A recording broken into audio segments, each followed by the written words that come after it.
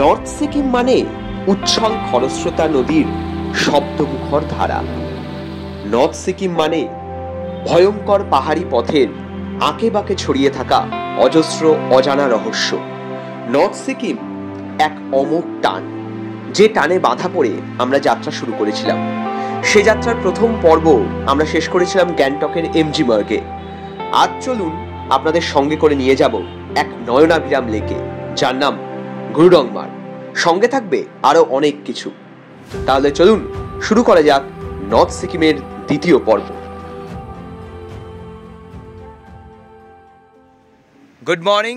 আজ 11ই ডিসেম্বর, এখন বাজে সকাল 9টা এবং গুড মর্নিং ফ্রম গ্যাংটক। তো গ্যাংটকের সেই গোল্ডেন ক্রিসেন্ট হোটেল থেকেই আমরা এখন কথা বলছি। আজ আমাদের গ্যাংটকে আজকের মতো যাত্রা শেষ, মানে গ্যাংটক থেকে আমরা যাত্রা করব হচ্ছে লাচেনের উদ্দেশ্যে।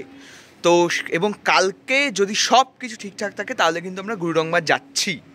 এবং আজকে লাচেন যেতে যেতে আমরা দেখবো হচ্ছে সেভেন সিস্টার ওয়াটারফলস, ভীমনালা ফলস, এসব আরও জিনিসপত্র দেখতে দেখতে আমরা লাচেনের দিকে যাব। তো আমরা ব্রেকফাস্ট খেতে চলে এসেছি। এখানে ব্রেকফাস্টে কিন্তু অনেক কিছু জিনিস রয়েছে। এখানে বুফে ব্রেকফাস্ট দিয়েছে আমাদের এখানে। আমরা এখানে ব্রেকফাস্ট খেয়ে লাচেনের উদ্দেশ্যে যাব। তো আমাদের এখানে রয়েছে ক্যান জুস রয়েছে, আর পাশে রয়েছে সঙ্গে সঙ্গে শ্রেয়া চলে এসেছে। শ্রেয়া কি নিয়েছিস? আমি আপাতত ব্রেড এন্ড ফ্রুটস নিয়েছি। Bread and fruits, boiled egg নেব। ওকে ওকে, একদম করা যাবে না। না না, অনেকটা দূরের ব্যাপার। তো তার পাশে কর্নফ্লেক্স উইথ হট মিল্ক রয়েছে, তার পাশে ফ্রুটস রয়েছে, ওদিকে ব্রেড রয়েছে। দেবপ্রিয়া বোধহয় পাউরুটি নিচ্ছে নাকি ব্রেড? বাই যাই হোক, ঠিক আছে, ঠিক করিনি কি নেব, এবার দেখছি ঘুরে ঘুরে। হ্যাঁ হ্যাঁ, দেখ কি নেওয়া আছে। হ্যাঁ, ওখানেও জিনিস আছে, আই থিং আপনারা দেখতে পারবেন। একদম। বলছি পেছনের লোকটা কি নিচ্ছে ভাই? Good morning brother. Good morning everyone. একদম।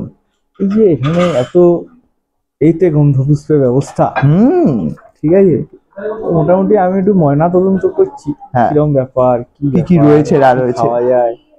তো আপনারা দেখুন, আচ্ছা দেখেছে হাফ দেখেছে, হাফ যাচ্ছি। এই সরি ভাই, ঠিক আছে ঠিক আছে, মানে উত্তেজনায় হতেই হ্যাঁ, লাচেন যাচ্ছি তো এটা।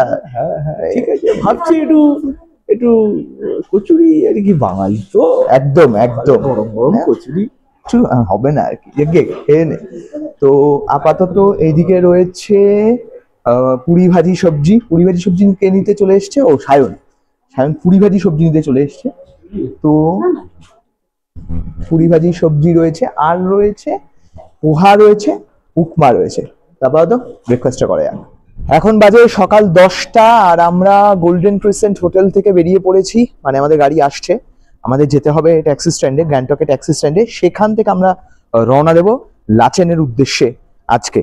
তো যেমনটা বলছিলাম, ব্রেকফাস্ট তো আমরা করতে গেছিলাম, তখন ফাটিয়ে ব্রেকফাস্ট তো দেখতেই পেলে, মানে সেই লেভেলের ব্রেকফাস্ট হয়েছে। বুফে ব্রেকফাস্ট ছিল, যেমনটা এখন বেশিরভাগ হোটেলেই থাকে। বুফে ব্রেকফাস্টে কিন্তু খুব একটা বেশি যে আড়ে বহরে সবকিছু ছিল সেটা নয়, তবে যা ছিল সেটা খুব ভালো ব্রেকফাস্ট ছিল।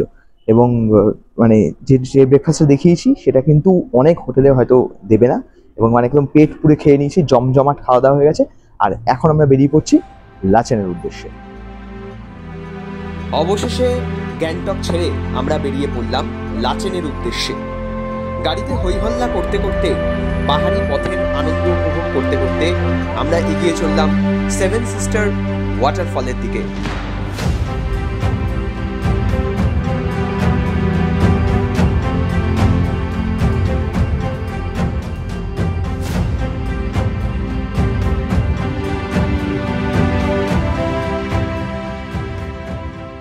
তো লাচেন যাওয়ার পথে আমরা একটা ভিউ পয়েন্টে দাঁড়িয়েছি। ভিউ পয়েন্ট বেসিক্যালি নয়, বেসিক্যালি চা খেতে দাঁড়ানো হয়েছে। তো সবাই আর কি হালকা চা কফি খাচ্ছে। তো এখানে আমি একটা খরস্রোতা নদী মানে দেখলাম আর কি, মানে এতটা জোরে আওয়াজ, মানে এতটা নিচে, অনেকটা নিচে রয়েছে নদীটা, কিন্তু আমি অনেকটা দূরে আছি, মানে এখান থেকেও স্পষ্ট শোনা যাচ্ছে, আর অসাধারণ একটা ভিউ রয়েছে। সো এই আর কি, ভিউটা এনজয় করা হচ্ছে এখন। তারপরে আবার আমরা ওই মিনিট 10 এখানে দাঁড়িয়ে উঠে যাবো গাড়িতে উঠে বেরিয়ে পড়বো। এখন বাজে প্রায় 12টা। শেষমেশ আমাদের ছবি ছাপা তোলা শেষ হয়ে আমরা রওনা দিচ্ছি আবার লাচেনের জন্য। এই হচ্ছে সেভেন সিস্টার ওয়াটারফল, এই আমার পেছনে সেভেন সিস্টার ওয়াটারফল। তো আমরা এখন সেভেন সিস্টার ওয়াটারফল দেখছি। স্বাভাবিকভাবেই যেহেতু শীতকাল, তো ওয়াটারফলে জল তো কম থাকবেই, আর এমনিতে লোকজনও সেরকম খুব একটা নেই সেভেন সিস্টার ওয়াটারফলে। তো সেভেন সিস্টার ওয়াটারফল দেখা হয়ে গেলে আবার দেখা শেখা চলছে। খুব একটা যে সেরকম কিছু ভালো মানে তাও নয়, কারণ স্বাভাবিকভাবে শীতকাল বলেই এই বিষয়টা। তো যাই হোক, তবে ওয়েদার কিন্তু এখনো কুয়াশাচ্ছন্ন। তো দেখা যাক যেতে যেতে যদি ওয়েদার ঠিক হয়। এখন বাজে 1:47। আমরা সেভেন সিস্টার ওয়াটারফল থেকে রওনা দিয়েছিলাম তখন 12টা বেজেছিল, মানে 12:30 সাড়ে 12টার সময় হয়তো রওনা দিয়েছিলাম। সো এখানে আমরা এসে পৌঁছলাম। এই জায়গাটার নাম হচ্ছে রাঙ্গান। তো এখান থেকে আর কি যদি কেউ নর্থ সিকিম যাওয়ার সময় যদি অক্সিজেন ক্যান ফ্যান এসব জিনিসপত্র যদি না আনা হয়ে থাকে আর কি, তাহলে এই জায়গাটা থেকে কিনে নিতে পারো। আর এইখান থেকে আমরা এখানে বেশ ভালোই মার্কেট রয়েছে, খাবারের দোকান রয়েছে। আমরা এখানেই লাঞ্চ করব, লাঞ্চটা করে আবার আমরা রওনা দেব। যদিও এখনো পর্যন্ত রাস্তা বাস্তা সবই ঠিকঠাক রয়েছে, কারণ আমরা এখনো বেশি এখনো উঠিনি আর কি। এই রাঙ্গান থেকে আবার আমরা রওনা দেব মাঙ্গানের দিকে। তো লাঞ্চে দেখা হচ্ছে। তো আমরা এখন খেতে চলে এসেছি। আমরা নিয়েছি হচ্ছে লাঞ্চে নিয়েছি চিকেন মোমো, আর হচ্ছে এটা কি নিয়েছি ভাই, কি নেওয়া হয়েছে, সেজওয়ান রাইস আর চিলি চিকেন। এই চিলি চিকেন আর সেজওয়ান রাইসটা কেমন হয়েছে সে সম্পর্কে একটা কথা শুনবো আমরা এক মিনিট। তো এটা এই ফুড রিভিউটা দেবে হচ্ছে বিশ্বজিৎ আর দেবপ্রিয়া। হ্যাঁ কিছু বলুন। খুবই বাজে খেতে আসছি তো কাছে। আচ্ছা, টেস্ট একটু ডিফারেন্ট, এটা বলতে পারি, কিন্তু একদম যে পাতে দেওয়ার অযোগ্যতা নয়, এডিবল। হ্যাঁ একটু, কারণ আমরা যখন ডিফারেন্ট টাইপের চিলি চিকেন খেতে অভ্যস্ত, এখানকার যেহেতু ওয়েদার আলাদা, কালচার আলাদা, তো টেস্টে ফারাক করবে, প্রিপারেশন আলাদা। সেই হিসাবে আমি খারাপ কখনোই বলবো না, ফ্লেভার আছে, চিলি আছে, হ্যাঁ একটু অন্যরকম হলে আরেকটু আমাদের খারাপ লাগছে, ভালো হতো। খারাপ লাগছে না, ভালো লাগে। আমার মনে হয় ইনপুট বি ইমপ্রুভ। আচ্ছা একদম একদম। সায়ন আর শ্রেয়া কি বলছে? ওদের অন্য মতামত থাকতেই পারে। না, আমার বলতে গেলে জিনিসটা যেরকম, এই চিলি চিকেনটাতে শুধু ঝাল আছে, হ্যাঁ সস আছে, আর কিছু নেই, কোনো টেস্ট পাচ্ছি না। হ্যাঁ রাইসটার মধ্যে লবণ সেরকম নেই, ঠিক আছে, শুধু ফুড কালারিং ইউজ করা যায়, মুদ্রা কথা ভর্তি না, আর পোষায়নি এই এরকম একটা এতটুকু একটা জিনিসের দাম 300 টাকা ভাবা যায়। দামটা ঠিক না, ভর্তি না, জিনিসটা ভালো। যদি মোটামুটি 150-120 হতে হয়ে যেত তাহলে জাস্টিফাই। এখানকার price to quantity and price to quality. এক মিনিট, একদম অবশ্যই মোমোটা খুবই ভালো। মোমোটা হ্যাঁ হ্যাঁ অত্যন্ত ভালো। হ্যাঁ একদম রাখবেন। এক প্লেট মোমো 120 টাকা, এক প্লেট মোমো 120 টাকা। মোমো যারা খেয়েছে তারা কিছু বলুক। অসাধারণ, মোমোটা কোনো কথা নেই, আমি এই জন্য মোমো খেলাম, জানি এখানে খাবার চিকেন মারবে। ঠিকই, চিকেনটা চিকেনই আছে, অন্য কিছু নেই। চিকেনটা চিকেন, হ্যাঁ চিকেন তো চিকেনই থাকবে ভাই। দেখ মোমোর সব জায়গায় প্রাইস এরকমই, 120-80 ঘোরাফেরা করে। পাহাড়ে 100 টাকা নিয়ে যেমন মোমো পাওয়া যায়। একদমই। পারমিট দেখিয়ে মাঙ্গান থেকে বেরোতে বেরোতে প্রায় বিকেল 5টা বেজে গেল, কারণ সেদিনকে বিকেল 4টের আগে কোনো গাড়িকেই মাঙ্গান থেকে ছাড়া হচ্ছিল না। তারপরে পড়লাম প্রচণ্ড জ্যামে। সে কি ভীষণ জ্যাম রে বাবা, আমাদের ডানলপ শ্যামবাজারের জ্যামকেও যেন হার মানায় সেই জ্যাম। সেই জ্যামের সঙ্গে সঙ্গে পেলাম এক অসাধারণ বিভীষিকাময় খারাপ রাস্তা। তার অবশ্য অন্যতম কারণ হলো এই যে নর্থ সিকিমের বন্যা পরিস্থিতি অত্যন্ত খারাপ হয়ে গেছিল। সেখানে আর ঘরবাড়ি বলে কিছুই অবশিষ্ট নেই। রাস্তার দুধারে বন্যার যে ভয়াল বিভীষিকাময় রূপ আমরা দেখলাম, তা দেখলে নিজের চোখকে বিশ্বাস করা যাবে না, কারণ সেখানে আর মানুষের থাকার মতো জায়গা নেই। স্বাভাবিকভাবেই রাস্তা বলতে কিছুই নেই, রাস্তা তৈরি করা হচ্ছিল। সেই রাস্তা দিয়ে কোনো মতে প্রচণ্ড ঝাঁকুনির মধ্যে দিয়ে অন্ধকারে খুব সাবধানে গাড়ি চালিয়ে আমরা পৌঁছলাম লাচেন। এখন বাজে রাত 8:20। আমরা এসে পৌঁছলাম লাচেন। লাচেনে আমাদের হোটেল হচ্ছে হাইল্যান্ডার্স রিট্রিট। তো সেখানে আমরা এখন এসে পৌঁছেছি। আর এখন লাচেনের টেম্পারেচার 1 ডিগ্রি, জাস্ট 1। তো সেই মানে মানে ধোঁয়ার মধ্যে দেখাও যাচ্ছে, থরথর করে কাঁপার অবস্থা, জাস্ট ভাবা যাচ্ছে না। তো এখন জাস্ট আমরা এসে পৌঁছলাম এবং রাস্তার অবস্থা ভয়ানক খারাপ, মানে ভয়ানক মানে বিভীষিকা। তো এই মুহূর্তে আমরা সবাই ঘরে যাব, ঘরে গিয়ে ফ্রেশ হব, ফ্রেশ হয়ে তারপরে আমরা অনেক গল্প বলার আছে, কারণ যে রাস্তাটা দিয়ে আমরা এসছি, মানে আমরা যে লাচেন এসছি সেটাই অনেক বড় ব্যাপার, তাই তো? একদমই তাই, একদমই তাই। অনেক কথা, অনেক অ্যাডভেঞ্চারের গল্প বলার আছে, আপনারা সঙ্গে থাকুন। এখন আমরা জাস্ট চেক ইন করলাম একদম .1 ঠিক আছে, আমরা হয়তো 8:20 নাগাদ ঢুকেছি। এখন আমরা রুমে যাব, ফ্রেশ হব, দিয়ে আপনাদের এখানকার রুম টুরটা করি। একদম পুরো জমে যাচ্ছে আপাতত। চলো দেখা হচ্ছে। এখন বাজে হচ্ছে 9:40, 1 ডিগ্রি টেম্পারেচারে, মানে হাত, মানে কি বলবো, লেভেলের একেবারে মানে ধোঁয়া দিচ্ছে। তো তার মধ্যে আমরা ডিনার করতে এসেছি, কথা জড়িয়ে যাচ্ছে, এত ঠান্ডা এখানে। তো ডিনারে কি কি আছে সেটা একটু দেখি, কারণ অলরেডি আমাদের যারা লোকজন রয়েছে তারা ডিনার করতে ঢুকে গেছে, মানে অলরেডি নিয়ে নিয়েছে খাবার দাবার। তো কি কি রয়েছে সেটা একটু দেখি। এখানে ভাত রয়েছে, ভাতের পাশে ডাল রয়েছে, ডালের পাশে রয়েছে হচ্ছে ফুলকপির তরকারি, এবং তার সঙ্গে রয়েছে ডিম। তো এই হচ্ছে আজকে রাতের খাবার। সবার আসলে প্রায় 9-10 ঘন্টা জার্নি হয়েছে আজকে, পুরোটাই গাড়িতে কেটেছে। তো সবার প্রচন্ড লেভেলের খিদে পেয়ে গেছে। তো আপাতত খেয়ে নি, খেয়ে তারপর কথা হচ্ছে। তো এখন বাজে সকাল 7:15। তো আমরা গুরুডংমার দিকে অনেকটা এগিয়ে গেছি। তো যেভাবে আর কি বরফ দেখা যাচ্ছে, লোকজন আর কি যার পরনায় খুশি, মানে আলাদা লেভেলের আর কি লোকজন আনন্দে রয়েছে।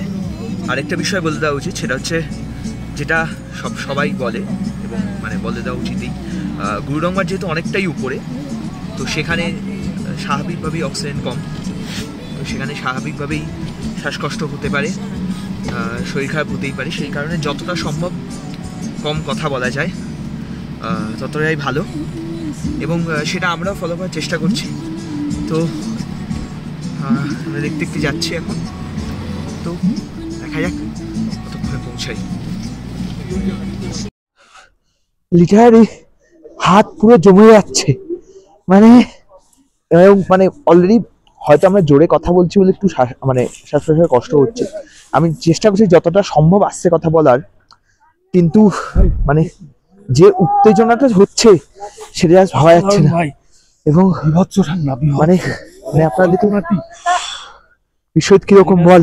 ঠিক আছে, আমি বলছি ব্যাপারটা হচ্ছে কি, যে মানে আমরা যেভাবে অভ্যস্ত আর কি, একদমই ঠিক আছে, আমরা যেভাবে অভ্যস্ত করি, আমরা যেভাবে এই ঠান্ডাটা কিন্তু একটু অভ্যস্ত, আমরা যেই পরিবেশে অভ্যস্ত, একদমই ইউটিউবে বা ইনস্টাতে দেখে তো আর কি অ্যাকচুয়ালি এখানে আসা। তো ব্যাপারটা হচ্ছে কি, যে দেখে কিছু বোঝা যায় না, সত্যি বোঝা যায় না। এরকম আমরা প্রচুর ভিডিও দেখি যেখানে হচ্ছে তোমরা এখানে আসো, এসে ফিল করো, মানে অ্যাকচুয়ালি যে মানে বরফের ঠান্ডা কি, plus actually north Sikkim, what it is north Sikkim, speechless. যেরকম প্রকৃতি সেরকম ঠান্ডা, সেরকম তার ফিল, এটা মানে না আসলে একদম একটা টাইম পরে গিয়ে বর্ণনা করার ভাষা হারিয়ে ফেলা যায় একদম। ঠিক আছে, একটু যদি অবশ্যই আমরা ভিডিওতে অ্যাড করব চারিপাশের পরিবেশটা। আমরা এখন একটু ব্রেকফাস্ট করব, তো দেখা হচ্ছে আবার পরে। Till then stay with us and enjoy the view.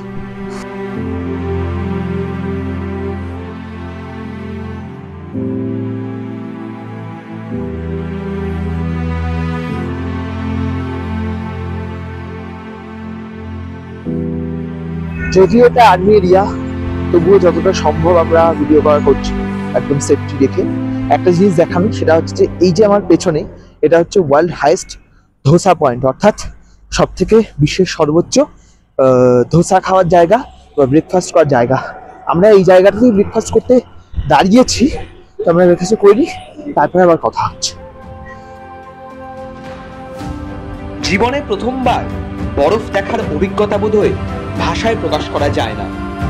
একমাত্র যারা উপলব্ধি করেছে তারাই বলতে পারবে। অন্তত আমার অভিজ্ঞতা তো তাই বলে। আমরা যত গুরুডংমারের দিকে এগোচ্ছিলাম, ততই যেন আমরা ঢুকে যাচ্ছিলাম বরফের রাজ্যের মধ্যে। তারকনাথ মিত্তিরের বরফ ভেজা সুখ কবিতার লাইন ধার করে বলতে হয়, একলা থাকুক গাছের সারি, অনেক দূরের পাহাড় চূড়ো, মধ্যরাতের কালচে শহর, পথের ধারে বরফ গুঁড়ো, কান্নাগুলো মাঝ গগনে ভাসছে ভাসুক স্বপ্ন প্রিয়, নতুন করে কালকে আবার পুরনো প্রেম সঙ্গে নিও।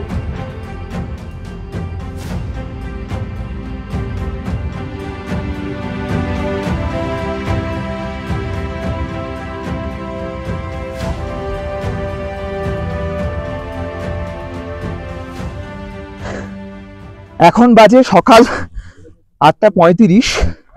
আমরা এখন এসে দাঁড়িয়েছি কালাপাথরে। আর জাস্ট ভিউটা দেখো, ভিউটা, জাস্ট ভিউটা। এই ভিউ দেখার জন্যই তো এত কষ্ট, মানে এত কিছু। এবং এই আমরা গুরুডাঙ্গা যাওয়ার পথে এই মুহূর্তে কালাপাথরে দাঁড়িয়েছি।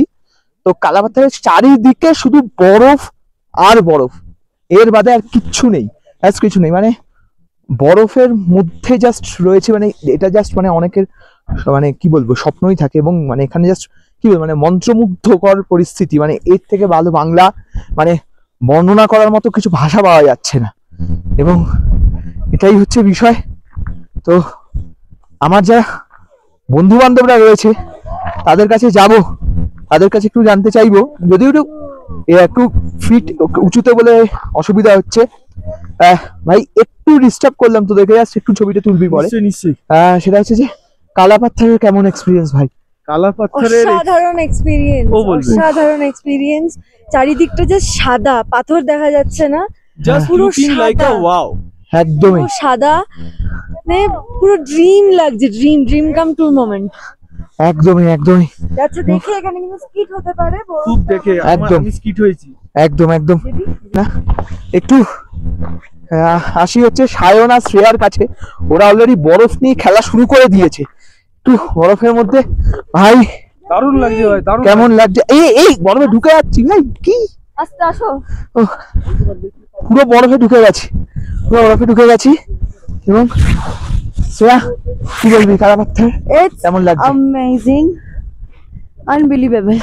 এই দুটো কিন্তু ভিজে যাচ্ছে। হ্যাঁ, এই সায়ন ফটো তোলো। বেশিক্ষণ বরফের মধ্যে থাকা যাচ্ছে না, বাট জাস্ট অসাধারণ। চলো এবার ঘুরে দেখা যাক বিশ্বের সর্বোচ্চ ক্যাফে নীলগিরি ক্যাফে। আমরা দাঁড়িয়ে রয়েছি বিশ্বের সর্বোচ্চ ক্যাফে, যেখানে 15,000 ফিট উপরে নীলগিরি ক্যাফে। সেই নীলগিরি ক্যাফেতে আমরা দাঁড়িয়ে রয়েছি। তো বিশ্বের সর্বোচ্চ ক্যাফেতে আমাদের চা খাওয়া হয়ে গেছে, মানে ভাত ফাত খাচ্ছে, ওরা খাচ্ছে, চা খাচ্ছে।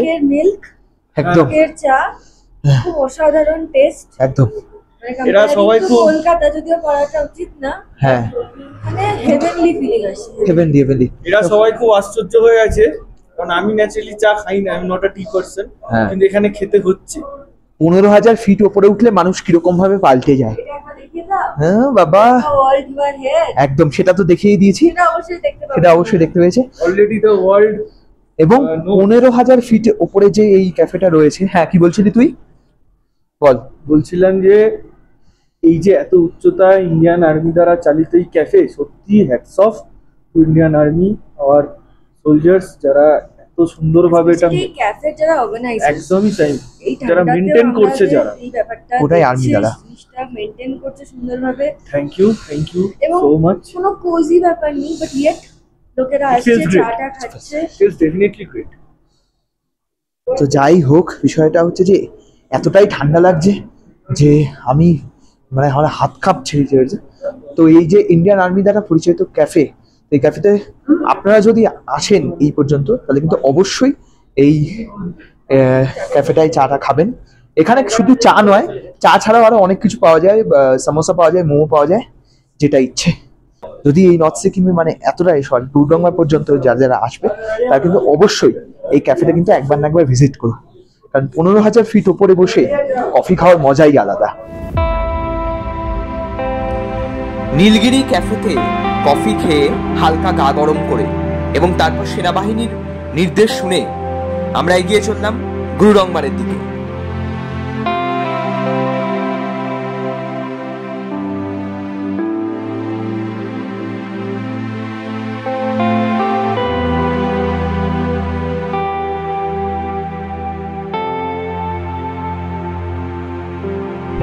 এখন বাজে সকাল 11টা, আমরা এসে পৌঁছেছি গুরুডংমার লেকে।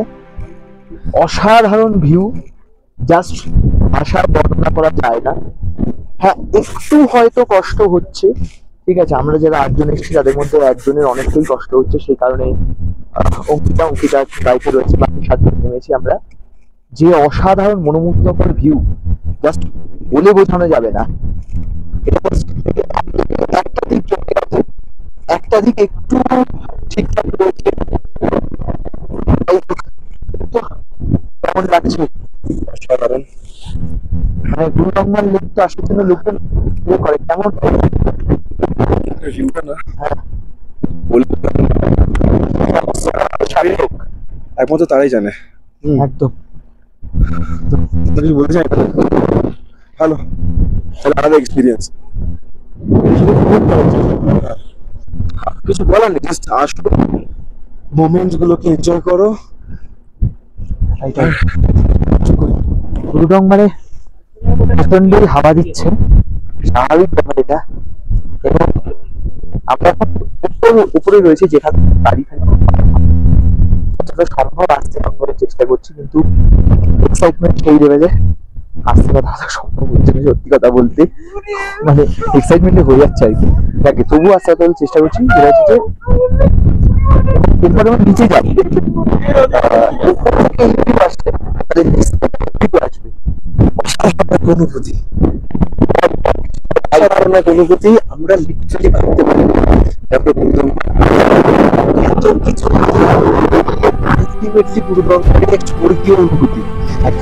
যারা আছে বুঝতে পারছে, চেষ্টা হয়তো আমরা তোমাদেরকে করছি, কিন্তু একবার হলেও গুরুডংমার এসো, তোমরা বুঝবে যে এই অনুভূতি কি অসাধারণ।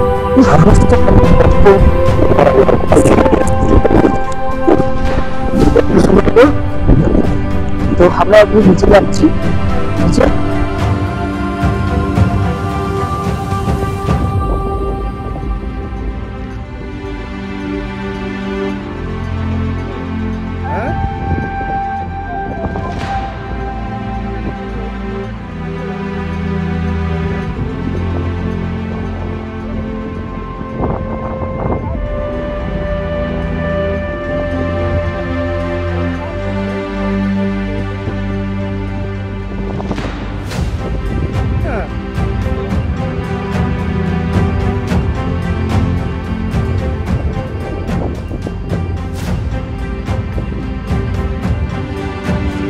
গুরুডংমার থেকে আমরা চলে আসার পর, মানে হোটেল থেকে, যে হোটেলে আমরা ছিলাম লাচেনে, সেটা হচ্ছে হাইল্যান্ডার রিট্রিট।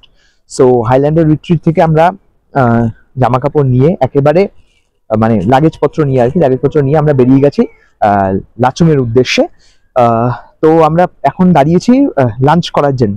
তো আজকে বেশি কিছু লাঞ্চ করা হচ্ছে না, আজকে শুধুমাত্র মোমো আর ম্যাগি এর উপর দিয়ে চালানো হচ্ছে। তার কারণ হচ্ছে যে প্রত্যেকে অনেক ভোরবেলা উঠেছে, তো সকলেই ক্লান্ত, মানে ভুলভাল খাওয়া দাওয়া হচ্ছে। তো সেই কারণে আর কি এখন মোমো আর ম্যাগিটা দিয়ে চালানো হবে, মানে মোমো আর ম্যাগি খাওয়া হবে। আর বিশেষ করে পাহাড়ে তো মোমো আর ম্যাগি পেলে আর কিছু চাই না। তো সেটাই আপাতত আমরা লাঞ্চ করতে এসেছি, লাঞ্চটা করি, লাঞ্চ করে আমরা আবার যাব লাচুংয়ের জন্য। লাচুংয়ের জন্য এখান থেকে বেরিয়ে পড়বো। লাচুং এখান থেকে বেশি না, আমরা আছি এখন চুংথামের কিছুটা আগে। সো এখানে আমরা এখন সবাই মিলেই লাঞ্চটা করছি আর কি। তবে বিষয়টা হচ্ছে যে আরেকটা বিষয় বলার, হাইল্যান্ডার রিট্রিট অর্থাৎ যেখানে আমরা লাচেনে ছিলাম, সেটা রুম টুর আমরা করিনি। তার কারণ হচ্ছে হাইল্যান্ডার রিট্রিট খুব একটা আমরা ভালো এক্সপিরিয়েন্স পাইনি, একেবারেই ভালো এক্সপিরিয়েন্স নয়। খাবার দাবার থেকে শুরু করে, রুম থেকে শুরু করে, রুমে হিটারও ছিল না। যাই হোক, সেটা কত ইয়ে নয়, আরো অনেক জিনিসপত্র ছিল যেগুলো হাইল্যান্ডার রিট্রিটের একেবারেই ভালো ছিল না, যে কারণে আমরা সেটাকে একেবারেই ইয়ে করছি না। আমরা বলছি লাচেনে আসলে আপনারা অবশ্যই একটা অন্য জায়গা দেখতে পারেন, মানে লাচেনে অবশ্যই কম কম হোমস্টে বা হোটেল রয়েছে। যাই হোক, মানে আমাদের সাথে খারাপ এক্সপিরিয়েন্স বলছি না, তবে খুব একটা ভালো এক্সপিরিয়েন্সও বলবো না, মানে ঠিকঠাক আর কি, মানে মোটামুটি ওই রকম আর কি। মানে এটা আমার ব্যক্তিগত মতামত, আমার হয়তো অনেকের ভালো লাগতেও পারে। যাই হোক, এই হচ্ছে বিষয়। আপাতত লাঞ্চটা করে নিই, তারপর আচ্ছা। এখন বাজে হচ্ছে বিকাল 4:30।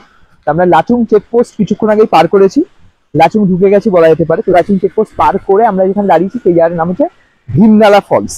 তো এখানকার যেটা একটা জিনিস জানলাম যে এই ফলসটা নাকি প্রচন্ড উঁচু বলে এটাকে বলা হয় অমিতাভ বচ্চন ফলস। এটা আমাদের ড্রাইভার দাদা বললেন যে এই ফলসটাকে নাকি অমিতাভ বচ্চন ফলস নামেও ডাকা হয়। তো দেখা যাক অমিতাভ বচ্চন ফলস। আমাদের শিবাজি দা এসেছিলেন যখন, হ্যাঁ হ্যাঁ উনি বলেছিলেন যে বাঙালির নামে কেন কিছু হবে না। হ্যাঁ ফেলুদা ফলস, ফেলুদা ফলস উনি বলেছিলেন ফেলুদা ফলস হিসেবে পরিচয় দিতে, আমরা তাই দেবো। একদম এটা ফেলুদা ফলস, ফেলুদা ফলস। তাহলে ফেলুদা ফলসে দেখা যাক।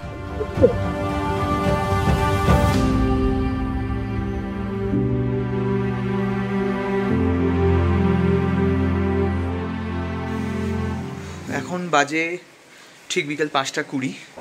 আমরা এসে পৌঁছলাম লাচুং। এই জাস্ট আমরা চেক ইন করলাম। আমাদের লাচুংয়ের হোটেলের নাম হচ্ছে অ্যাপেল ভ্যালি কটেজ। তো অ্যাপেল ভ্যালি কটেজটা কীরকম সেটা জাস্ট তোমায় দেখিয়ে দিই, মানে আমাদের রুম টুরটা দেখিয়ে দিই যে আমরা এখানে কী রুম নিয়েছি।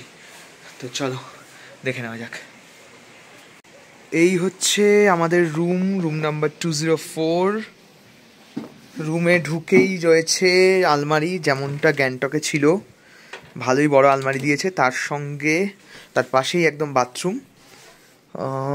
বাথরুমে এক বেসিন রয়েছে, তার সঙ্গে সাবান দিয়েছে, সবই ঠিকঠাক রয়েছে। কিন্তু বাথরুমটা একটু ছোট, ঠিক আছে, জায়গা অনুযায়ী ঠিকই আছে। বেশ সুন্দর, মানে খাট রয়েছে, বেডসাইড টেবিল রয়েছে, আর যেটা যতটা থাকা একটা ছোট টিভি দিয়েছে। আর এই আয়নার পাশে এই যে খাট দিয়েছে, খাটটাও ঠিকঠাক। তবে যেটা অ্যাপেল ভ্যালি কটেজের সব থেকে মূল আকর্ষণ সেটা হচ্ছে আমাদের পরপর 8 জনের 4টে রুম নেওয়া আছে, এবং 4টে রুমের সঙ্গেই লাগোয়া একটা আস্ত ব্যালকনি।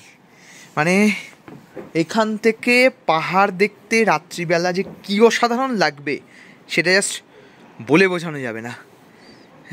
এই যে দূরের দেখা যাচ্ছে, অন্য দিকের বাড়িগুলোতে লাইট জ্বলে গেছে। একটা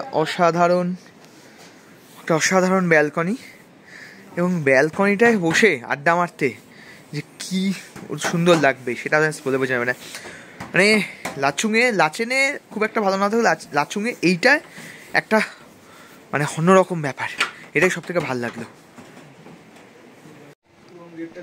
সো এখন বাজে রাত 8:15।